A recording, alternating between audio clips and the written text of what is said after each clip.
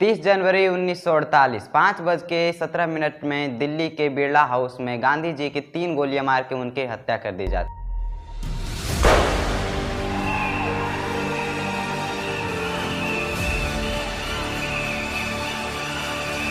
ये बात हम सब ने सुनी है, पर जो बात हमने नहीं सुनी है वो ये है कि गांधी जी के मौत से पहले ही उन्हें ये पता चल गया था कि शायद अब आज उनकी हत्या होने वाली है। दरअसल जब 5:10 में अपने रूटीन पीरियड के लेट होने के कारण गांधी जी से मिलने आए, काठियावाड़ से कुछ लोगों के बारे में बताया गया था, तो उन्होंने कहा था मैं उनसे मिलूंगा यदि मैं प्रेयर के बाद जिंदा रहा तो। कुछ किताबों के हिसाब से तो ये माना जाता है कि गांधी जी को ये पता था कि उनकी हत्या होने वाला है, लेकिन वे ये नहीं चाहते थे कि उनकी हत्या को रोका जाए, यानी कि वो जीना ही नहीं चाहते थे। आई नो कि ये बातें गजब है, लेकिन ये सारी बातें ये इन 4 किताबों में गांधी जी के बारे में ये लिखी हुई है। तो चलिए इस मिस्ट्री को सुलझाने के लिए गांधी जी के मृत्यु से पहले कुछ घंटे के बारे में जानते हैं। तो चलिए शुरू करते हैं महात्मा गांधी के मृत्यु से 1 घंटे पहले, जब वे सरदार पटेल और नेहरू जी से बातें कर रहे थे। इन तीनों के बीच कुछ 30 मिनट की बात हुई। के बाद फिर 4:30 बजे गांधी जी को उनका खाना परोसा गया, लेकिन तब तक भी सरदार पटेल उनसे कुछ बात ही कर रहे थे। और फिर महात्मा गांधी और सरदार पटेल के बीच ये बात 5 बजे तक चलती रही। और इस बीच गांधी जी की भतीजी मनु ने कई बार खास के इशारा किया कि 5 बज गए हैं, क्योंकि हर रोज गांधी जी 5 बजे आम जनता के साथ बैठ के सिविल बुक को पढ़कर प्रेयर करते थे। और उस दिन गांधी जी कुछ लेट हो गए थे, इसलिए मनु ने उन्हें इशारा किया कि 5 बज गए, अब हमें जाना चाहिए। और फिर ये इशारा मिलते ही गांधी जी तुरंत मीटिंग से उठ गए और गांधी जी ने मनु से कहा कि यदि नर्स पेशेंट को सही समय पर दवा नहीं दी तो पेशेंट मर भी सकता है। गांधी जी ने ऐसा इसलिए कहा था क्योंकि उनकी नीस यानी कि भतीजी उन्हें हर रोज 5 बजे इतला करती थी कि अब उनका प्रेयर का समय हो गया, तब उन्हें चलना चाहिए। लेकिन गांधी जी के प्रेयर के वक्त निकलते समय उनसे कुछ और लोग काठियावाड़ से उनसे वेट करने के लिए आए थे और उनकी भतीजी मनु ने उन्हें बताया भी था, लेकिन गांधी जी ने कहा चलो उनसे मैं बाद में मिलूंगा प्रेयर करने के बाद, यदि मैं जिंदा बच जाऊं तो। ये बात गांधी जी के पर्सनल सेक्रेटरी कल्याणम ने गांधी जी के मृत्यु को याद करके लिखा था। तो शायद गांधी जी ये जानते थे कि आज उनका आखिरी दिन है, लेकिन यदि गांधी जी चाहते तो उनकी हत्या होने से वो बचा सकते थे, क्योंकि इस घटना के ठीक 10 दिन पहले महात्मा गांधी पर हत्या करने का एक प्रयास हो चुका था। 20 जनवरी 1948 को नाथूराम गोडसे और उनके भाई गोपाल गोडसे और 5 लोग और साथी, ये सब लोग मिलकर गांधी जी की हत्या करने का एक प्रयास कर चुके थे। अब इन 5 में से इन 2 को नाम आप जरूर याद रखना, पहुआ और बटजे। इनका प्लान कुछ ऐसा था कि सबसे पहले पहुआ एक ग्रेनेड को विस्फोट करके सभी का ध्यान बटाएंगे और वहां पर अफरा तफरी कराएंगे। उसके बाद बटजे पीरियड के एक जाली के पीछे दीवार से वे गांधी जी को शूट करेंगे और साथ ही गांधी जी पर एक ग्रेनेड भी फेंकेगा। और फिर भी यदि गांधी जी बच जाए तो बाकी लोग भीड़ में आम लोगों की तरह रहकर, और यदि फिर भी जब गांधी जी भागेंगे तो वो उनकी हत्या करेंगे। लेकिन उनका ये प्लान फेल हो गया था, क्योंकि फर्स्ट एक्सप्लोजन से जो हुई थी उनसे कोई भी भगदड़ नहीं हुई थी। और जो बटजे था जो गांधी जी को शूट करने वाला था, उन्हें एन वक्त पर गांधी जी के पास ही एक आंख वाला इंसान देख गया। और बटजे के हिसाब से ये एक बहुत ही बड़ा अपशगुन था और इसीलिए वो डर गया। और पहुआ जो एक्सप्लोजन किया था, जो पैनिक चाहता था वहां पर, मतलब भगदड़ मचे, उन्हें लोगों ने पकड़कर पुलिस के हवाले कर दिया। बाकी बचे 6 लोग वहां से भाग जाते। और जब पुलिस ने पहुआ से पूछताछ की तो पहले तो उसने कुछ नहीं बताया, लेकिन 22 जनवरी को उसने विष्णु करकरे का नाम बताया और इसने पुलिस को बताया कि उस अटैक में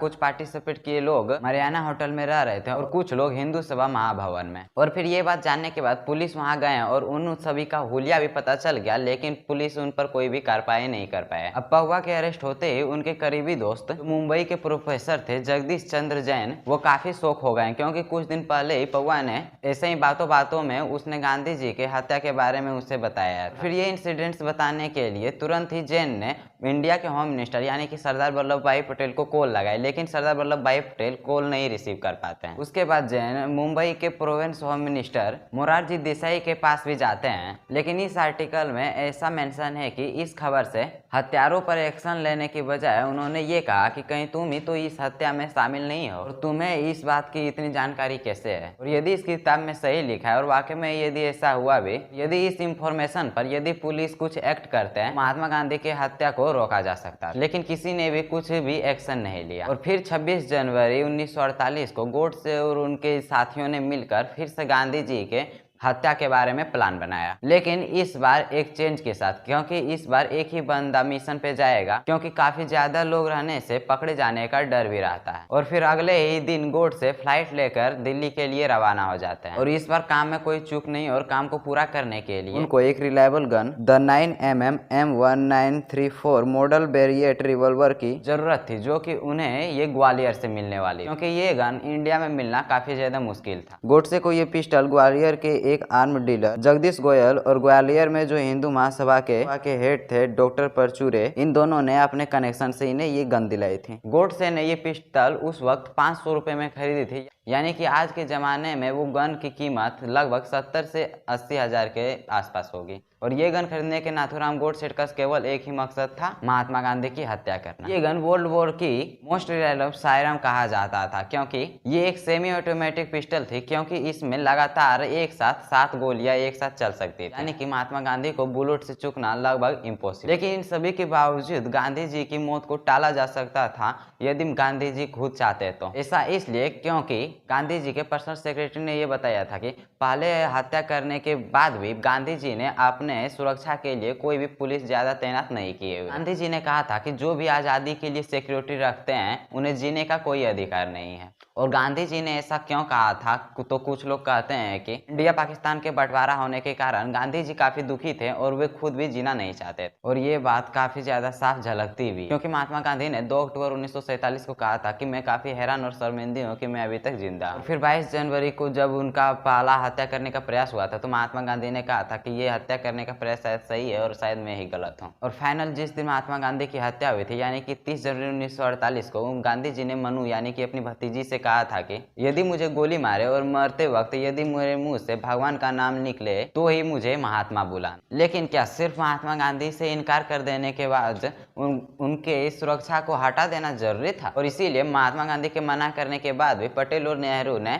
महात्मा गांधी की सुरक्षा के लिए 30 पुलिस कर्मियों को उनको सुरक्षा कर्मियों के रूप में दिए थे। लेकिन महात्मा गांधी ने उन पुलिसों से भी कह रखा था कि जो कोई भी मुझसे मिलना है उनसे कोई भी तलाशी नहीं ली जाए। और इसीलिए पुलिस ने भी गांधी जी की ये बात मानी और किसी का भी चेक नहीं किया और ज्यादा सिक्योरिटी टाइट नहीं की। और इसी कारण नाथूराम गोडसे काफी आसानी से अंदर गन लेकर जा पाए थे। और ठीक 5 बजे से नाथूराम गोडसे गांधी जी का आने का इंतजार कर रहा था। गोडसे का प्लान सिंपल था, भीड़ में शामिल रहो, गांधी जी के आते ही उनको गोली मार देना। और जब वे प्रेयर प्लेटफॉर्म की ओर आते हुए रहते हैं तो और फिर गोडसे तभी आगे बढ़ता है और वो गांधी जी के पैर छूने की कोशिश करते हैं, लेकिन तभी मनु उसे हटाते हैं। लेकिन मनु के ऐसा करते ही गोडसे मनु को धक्का दे देते हैं। ठीक 5:17 में गोडसे गांधी जी पर 3 गोलियां अपने पिस्टल से चला देती है। तो ये थी फ्रेंड गांधी जी की डेथ की पूरी स्टोरी। तो आपको क्या लगता है गांधी जी की डेथ में किसकी गलती थी, पुलिस वालों की या फिर खुद गांधी की? अपनी राय कमेंट बॉक्स में जरूर दें।